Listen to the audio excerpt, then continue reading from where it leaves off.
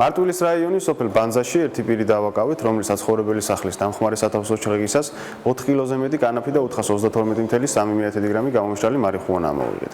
ბრალდებული ჩადენილ დანაშაულს აღიარებს. გამოძიება განსაკუთრებით დიდი ოდენობით ნარკოტიკული ნივთიერების შემცველი მცენარის უკანონო დათესვა მოყვანო, კულტივირების და განსაკუთრებით დიდი ოდენობით ნარკოტიკული საშუალების უკანონო შეძენა შენახვის ფაქტზე მიმდინარეობს.